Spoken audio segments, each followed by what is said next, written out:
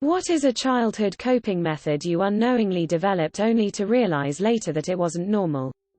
Eating too fast. I remember noticing this even as a child still. I was always done first. And I never outgrew it. Neglect and abandonment issues. I learned to lie rather convincingly. I was petrified of getting in trouble for the smallest things that I learned to hide quite a bit. I had such high anxiety as a kid. One of the neighbor's kids constantly lies.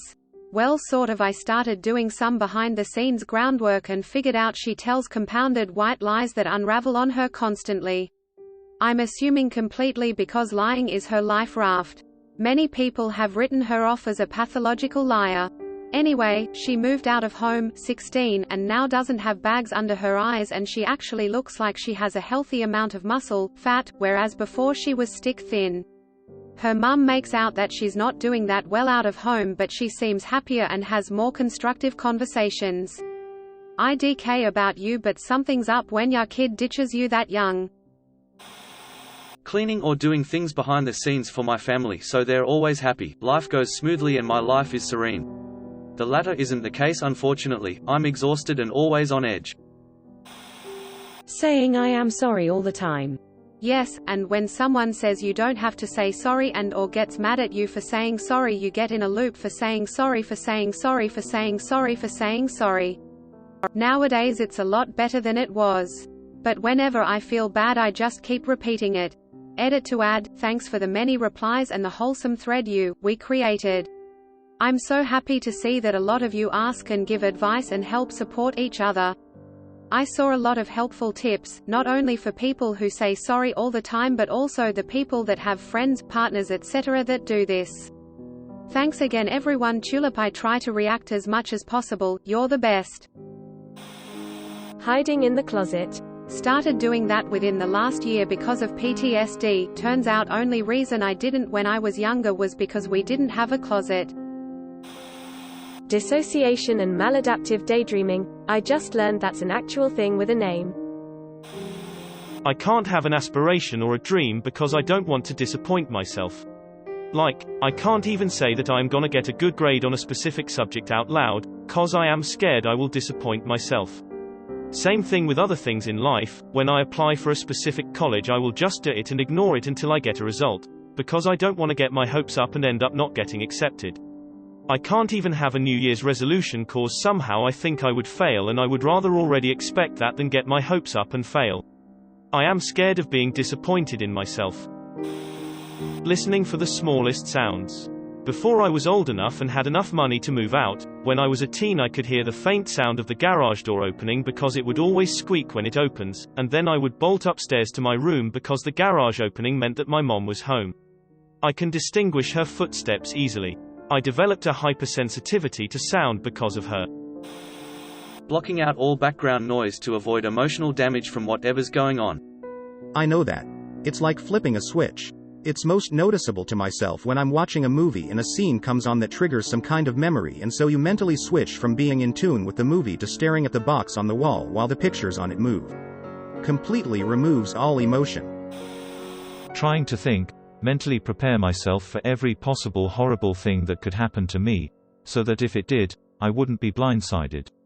It didn't work. I want to add that my mother died in a freak accident when I was a boy and I was blindsided. My coping mechanism was to prepare for situations where a friend or family member is killed out of the blue etc. so I wouldn't be caught off guard again. It caused me severe stress and the inability to relax ever. I am older now and therapy has done wonders for me. I tried that, still do it to some extent, but it almost got bad enough that I almost drove myself crazy thinking about every single possible thing. Buttooming people are mad at me based on their vocal tone. Overanalyzing, Judd like me. Welcome to the club. It's a sad thing we gotta face in reality. Mostly mom was furious with me for trivial school things I forgot. There was a lot lol tears of joy. Not doing anything till the last minute so I feel pressured to do it, and when I finish doing it I feel useful. Constantly daydreaming about a better life that I actually didn't have the ability to attain. Having 3 or 4 different responses ready for every conversation in advance just to prepare for what might come. My therapist told me this isn't as normal as I thought it was, and apparently other people don't prepare this much for regular, everyday conversations. Update: wow. This really blew up. Thanks, internet strangers, for the prizes. My next appointment I'm going to tell my therapist that 16,000 internet strangers do the same thing, so maybe it is a little bit normal. Or shutting down because you have to work out the perfect response in real time. And no, screaming at me for being quiet will not make this process go any faster or help to resolve the mind-numbing panic that triggered it in the first place. Oh man, where do I start? Automatic tears when anyone of authority makes me feel small, feeling embarrassed, uncomfortable crying in front of others, not being able to confide in anyone due to risk of being judged, completely shutting down when I feel someone is angry at me, fight or flight response to any kind of conflict, constant need to please people, crippling fear of failing. Dunno if it was a coping mechanism so much as a survival tactic. I walk on the balls, toes of my feet all the time. If I'm barefooted, my heels never touch the ground unless I'm standing still. Quietness was the objective. Edit: thank you all for the awards. My notifications have blown up, so it won't let me scroll enough to thank everybody personally, it just freezes.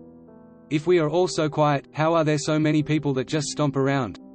I do this too, and terrified coworkers when I materialized behind them like a ghost at the copy machine or cafe counter.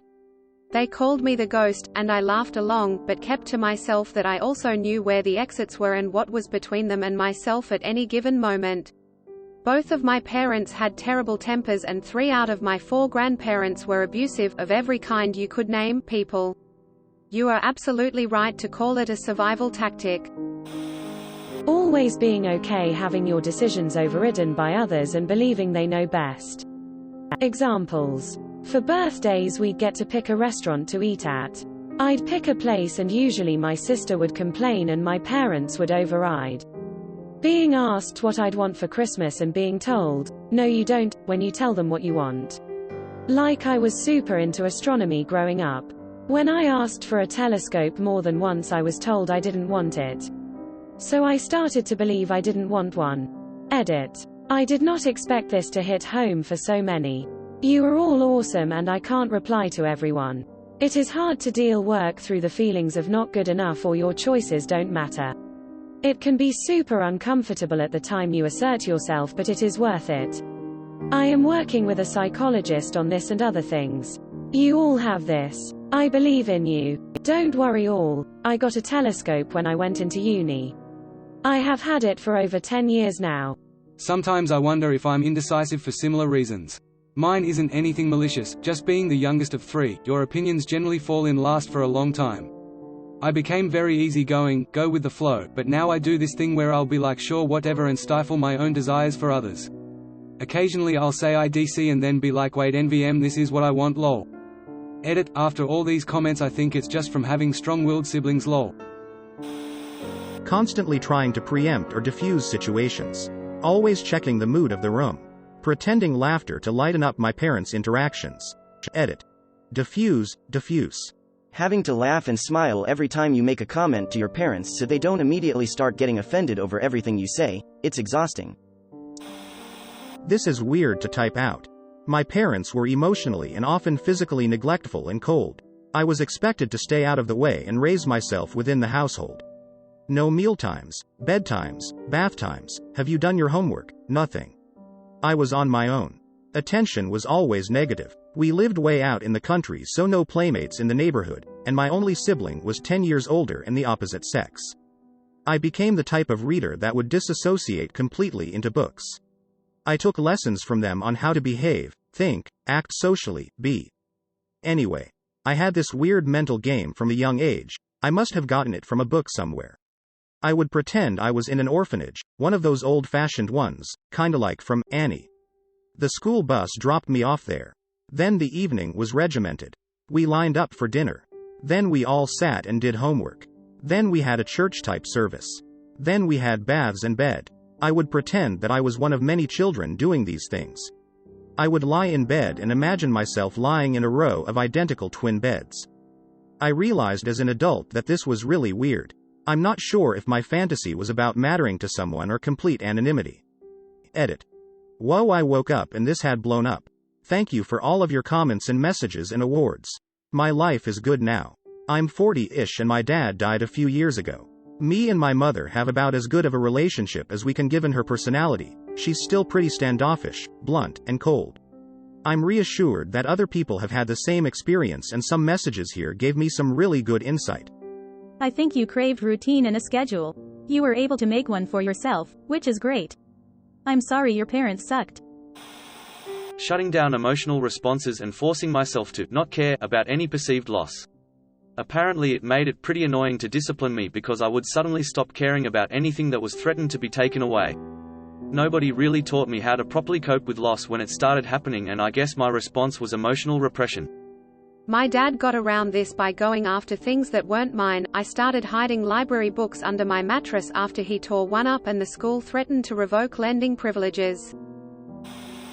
Maladaptive daydreaming. Much to my surprise, at 29, I discovered that most people can't escape into their minds and go on adventures with full storylines, world building, characters, etc.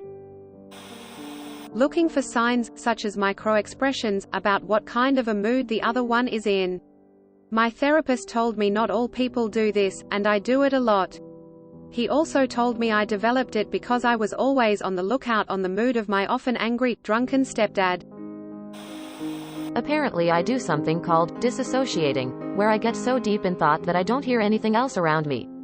Drives my wife nuts. Also, just found out I have binge eating disorder. I eat in secret sometimes and overeat. Comes from my childhood and not knowing where my next meal would come from. On my way to resolving both. Crossed fingers. I can cut people out of my life and stop caring about people at the snap of my fingers, and I do it far too often to people who sometimes may not deserve it to keep myself safe. I can too. It's scary sometimes, honestly, how easily I can go from "you're the best" to "F you for eternity." I recently learned about attachment theory, and it makes complete sense as to how some children grow up the way they do. My attachment style is avoidant. Those with an avoidant attachment styles are typically people who have never received proper love or care from their parent. Children with avoidant attachment styles start to disregard their own internal struggles and feelings in order to maintain that peace and keep their parents close by. Growing up as a child, I never received that proper love or care from my parents. I did, however, receive that love and care from those who took me in, but the trauma has already been done. I unconsciously grew up to have this attachment style and started to bottle up my emotions, feelings. I was never one to talk about my issues, whether it be with family or my significant other. I always distanced myself from issues that arose, took criticism as an attack on my ego, never went out of my way to get help to talk about my feelings, and I even had reactive, controlling behavior. I didn't realize how damaged I was, and how I started treating my significant other as well as my friends and family. I assumed that since I no longer had that feeling of wanting or needing my mother close by, that I just had moved on and forgot about it. In reality, I never fully healed from the childhood trauma. In place of that pain was anger, resentment towards my mother, which ended up numbing it. Now that I am fully aware of my attachment style, I am fully motivated to be a better person for myself and those around me. I will learn to stop bottling up my emotions, stop perceiving all criticism as an attack on my ego, and most importantly, fix my reactive, controlling behavior. I will fully heal and recoup from this trauma in time. Sorry for the long comment, lol. I thought it was pretty interesting to learn about. Especially for not realizing it until now. Edit. I guess also the reason I noticed this is because the girl I loved most left me. Everything happens for a reason though, right? Sadly. I wish I had known about my attachment style earlier or healed from my trauma sooner. Now she's gone. Sad face. Thank you for watching. We upload new videos every day, so be sure to come back for more fun. Please consider liking and subscribing if you enjoyed the video.